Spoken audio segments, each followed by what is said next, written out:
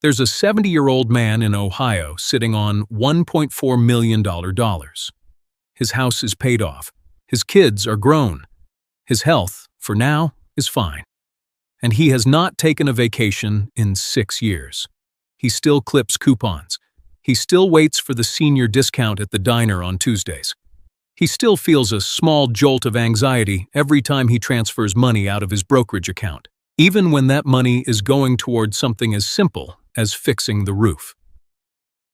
When his financial advisor asked him, gently, why he was living like a man with $40,000 to his name instead of $1.4 million, he didn't have a good answer. He just said, "I don't know, it doesn't feel like mine to spend." That man is not unusual. That man is, statistically, most of you watching this video. And in the next 15 minutes, I'm going to show you exactly why that happens, why it's costing you far more than money, and what you need to do about it before it's too late to fix. Here's the uncomfortable truth nobody in the financial industry wants to say out loud. The entire system that got you to retirement was built to make you a saver. Every ad, every 401k matching program, every article about compound interest. Save more, spend less, don't touch the principal, watch the number go up. For 40 years, that's the game, and you got good at it. You got so good at it that saving became who you are. It stopped being a strategy and became an identity. And then one day, the paycheck stops, and the entire game is supposed to flip in reverse. Suddenly you're supposed to start pulling money out instead of putting it in. Suddenly the goal isn't to grow the number anymore, it's to actually use it. And almost nobody can make that switch cleanly because nobody trained you for it. You spent 4 decades building a muscle for accumulation, and now you're expected to instantly build the opposite muscle, for depletion with zero practice and enormous emotional stakes. It's like training for a marathon your whole life and then being told on race day that actually you're now doing the 100-meter dash, and also it's backwards, and also if you get it wrong, you might starve at 95. So what happens? People freeze. They keep doing the thing they know how to do, which is hoard. They tell themselves it's caution. They tell themselves it's responsible. They tell themselves they're just being careful in case the market crashes or a health crisis hits. And some of that is legitimate. But if you actually look at the data, and I mean really look at it, the overwhelming majority of retirees are not spending down their savings responsibly over their lifetime. They're dying with almost everything still sitting there. Study after study on retirement spending shows the same pattern.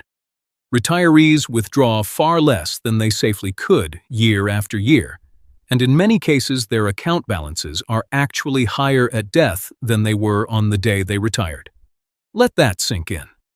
People worked their entire lives, sacrificed vacations, sacrificed nice cars, sacrificed time with their kids, all to build a number, and then they died having barely touched it. This isn't caution. This is a behavioral trap, and it has a name in psychology: loss aversion. Human beings feel the pain of losing money roughly twice as intensely as we feel the pleasure of gaining the same amount. That wiring made sense a very long time ago. If you were a person living tens of thousands of years ago and you miscalculated your food stores heading into winter, you didn't get a do-over. Running out meant death. So the brain that evolved under those conditions treats spending down your resources as an existential threat, even when the resource in question is a diversified portfolio worth over $1 million sitting safely at a brokerage. Generating income in a country with functioning banks, insurance, and social programs. Your brain doesn't know the difference. To your nervous system, watching your account balance drop still feels like watching your food stores shrink before a winter. You're not sure you'll survive. On top of that ancient wiring, most people in this country got an additional 40 years of very specific cultural conditioning.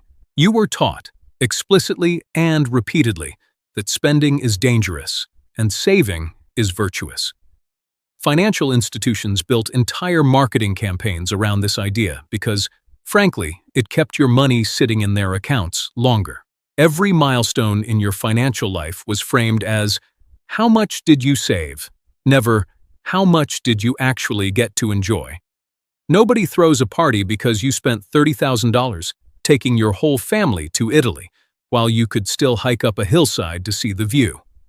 But everybody congratulates you for hitting your next net worth number. So you optimized for the thing that got praised. And now, in retirement, that optimization is working against you. There are 5 specific traps that keep people stuck in this pattern. And I want to walk through every one of them, because if you're honest with yourself, you'll probably recognize at least 2 or 3. The first trap is what I'll call the someday trap. This is the belief that there will be a better, safer, more appropriate time to spend the money later. You tell yourself you'll take that trip next year, once things settle down. You'll finally fix up the house once you're sure the market won't drop. You'll finally treat yourself once you hit some arbitrary number that feels safe enough. The problem is that safe enough never actually arrives because the goalpost moves every time you get close to it. People who had $500,000 saved told themselves they'd relax at $1 million. People who hit $1 million told themselves they'd relax at 2. The number was never the real barrier. The mindset was the barrier, and the mindset doesn't dissolve just because a bank account gets bigger. The second trap is the market drop trap. This is the fear that if you spend now and the market crashes next year, you'll have wasted money you desperately needed. This sounds prudent on the surface, but here's what it ignores. A well-structured retirement plan already accounts for market drops. That's the entire point of having a diversified withdrawal strategy, instead of just pulling everything out of stocks in a panic. If your plan was built correctly, a market downturn is already priced into your future, and refusing to spend anything ever just in case isn't protecting you. It's just guaranteeing that you get zero enjoyment out of money you were always going to have enough of. You cannot insure against every possible bad outcome by simply refusing to live. At some point, that stops being risk management and starts being self-punishment. The third trap is the healthcare boogeyman. Almost everyone I talk to in their 60s and 70s tells me some version of, I'm holding back in case I get sick and need the money for care. This fear is real. Healthcare costs are real, and nobody should ignore them. But here's what most people get wrong. They treat this fear as a reason to hoard everything indefinitely, instead of a specific, plannable expense that can be addressed directly through long-term care insurance, through Medicare supplement planning, through setting aside a clearly earmarked healthcare reserve. When you turn a specific, solvable problem into a vague, permanent excuse to never spend anything on joy, you're not actually managing the risk. You're just letting the fear run your entire retirement for decades based on something that may never happen, and even if it does, was never going to consume everything you own anyway. The fourth trap is legacy guilt. This one is quieter, but it might be the most powerful of all. A huge number of retirees hold back spending because they feel a duty to leave as much as possible to their children or grandchildren. And look, if that's a genuine, clear-eyed choice you're making, that's your right. But I want you to ask yourself something honestly. Is that actually what your kids want from you? Because in almost every conversation I've had with adult children of frugal retirees, the answer isn't, I wish my parents had left me more money. The answer is almost always some version of, I wish my parents had let themselves enjoy their retirement more while they could. Nobody remembers their father's account balance at his funeral. They remember whether he came to their kid's graduation, whether he took that trip to see the grandkids, whether he seemed at peace or seemed anxious every time money came up. An inheritance built entirely out of a parent's unlived life is not the gift most families actually want, even if nobody says that out loud while the parent is still alive. The fifth trap is identity loss. This is the deepest one, and it's rarely talked about. If you spent 40 years being the responsible saver, then spending money in retirement can feel like betraying who you are. It's not just a financial decision anymore, it's an identity crisis. Who are you if you're not the person who watches every dollar? What does it mean about your character if you finally take that cruise, buy that car, renovate that kitchen? For a lot of people, there's an almost moral discomfort in spending, as if enjoying the fruits of your own labor is somehow shameful. That discomfort is not a fact about the world. It's a leftover habit from a phase of life that has already ended. Now, here's where I need to talk about what all 5 of these traps actually cost you, because it's not just money sitting unused in an account. It's your life, and there are specific irreversible things you lose every year you stay stuck in this pattern. The first thing you lose is what I'd call your health span window. There is a period of retirement, usually the first 10 to 15 years, where your body still lets you do almost everything you were able to do in your 50s. You can still hike. You can still fly for 12 hours without your knees giving out. You can still carry your own luggage, walk a full day through a foreign city, get down on the floor to play with a grandchild, and get back up without help. That window closes gradually, and then, for a lot of people, it closes suddenly after a diagnosis, a fall, a surgery. The money you're saving for later assumes later will look like now. It usually doesn't. The version of you at 85 who finally decides it's time to spend is very often not physically capable of doing the things the version of you at 68 could have done easily. The second thing you lose is time with the people who matter most at the specific ages when they'll actually remember it. Grandchildren don't stay small. There is a narrow window, usually 5 to 10 years, where a grandparent can be genuinely present in a meaningful way in a grandchild's daily life, going to the games, being at the recitals, taking the big trip together. Miss that window because you were being careful, and you don't get it back. You can't buy your way into a memory a 15-year-old should have had with you at age 6. The third thing you lose is help that arrives too late to matter. This is a subtle one. A lot of retirees plan to help their adult children financially, eventually, when the estate settles, after they're gone. But think about when your kids actually need help the most. It's usually in their 30s and 40s, when they're buying a first home, dealing with childcare costs, maybe going through a job loss or a divorce. An inheritance that arrives when your child is 65 doesn't help them buy their starter home. It doesn't help pay for their kids' college. It arrives at a point in their life when they may already be financially stable or already retired themselves. Money given at the moment of need is worth exponentially more than the same amount of money given decades later once the need has already passed. The fourth thing you lose is more personal and harder to quantify: your own capacity for pleasure and adventure. There is real psychological research showing that our appetite for novelty, risk, and new experience tends to shrink with age, independent of physical ability. The person who might have loved learning to sail at 65 may have zero interest in learning anything new by 82, not because their body stopped them, but because their mind settled into routine. If there was a version of you that wanted to see the northern lights, or learn to paint, or finally take that solo road trip, that version has a shelf life too separate from your body's shelf life. And the fifth thing you lose is the one that should scare you the most, because it's not really a loss to you at all, it's a loss to the government. In this country, money left in retirement accounts is heavily taxed when it passes to your heirs. Depending on the account type and current tax law, a significant portion of what you hoarded for safety can end up going straight to the treasury instead of your family.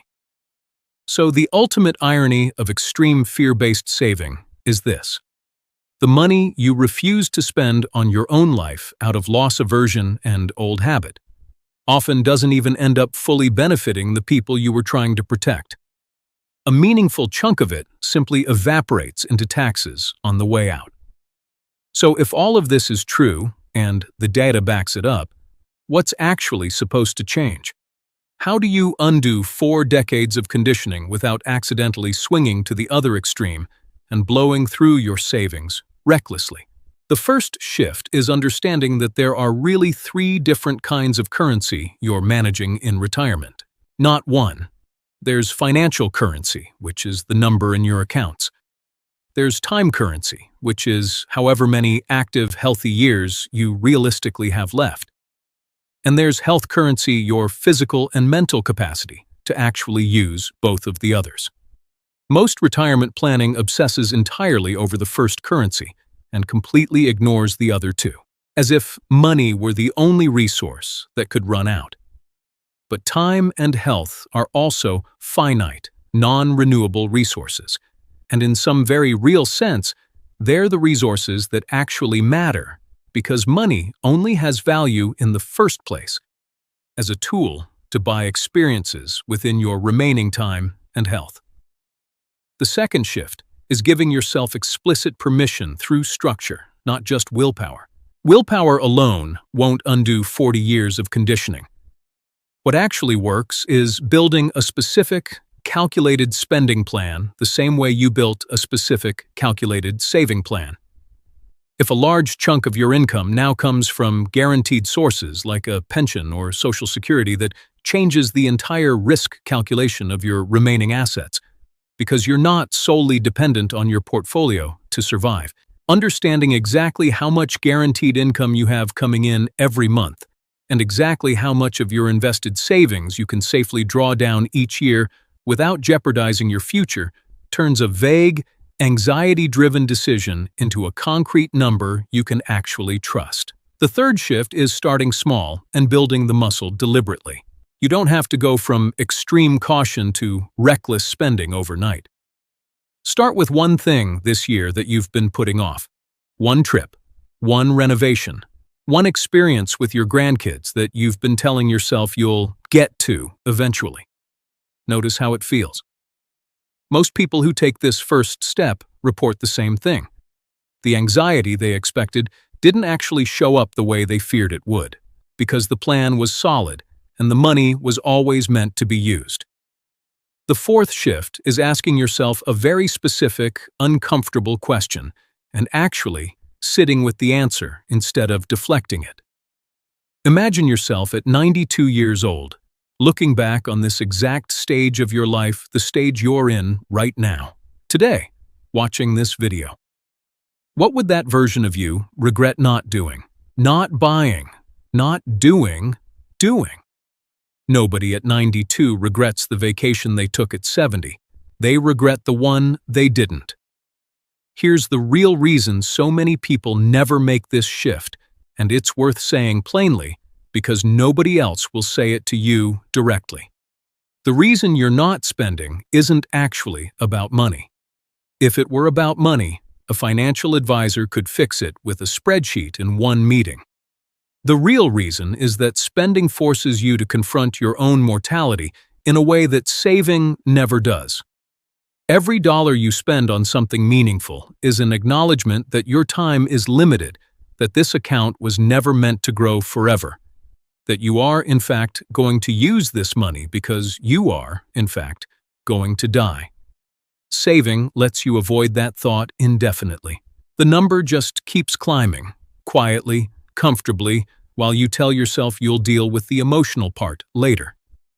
Spending forces the confrontation now, today, whether you're ready for it or not. But here's the thing. That confrontation isn't actually the tragedy.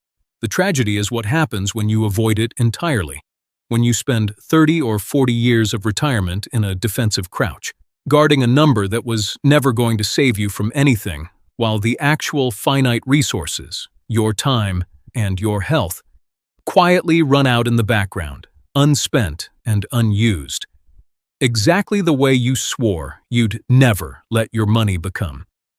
Let me give you a second example, because the man in Ohio isn't an isolated case, and I want you to see how this plays out differently depending on where someone started. There's a woman in Arizona, a retired school teacher who spent 31 years teaching third grade. She didn't retire with $1 million. She retired with about $310,000 in savings, a small pension, and Social Security.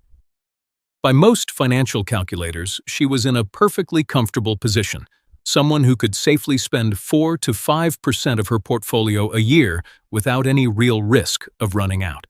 But she lived on almost nothing beyond her fixed bills.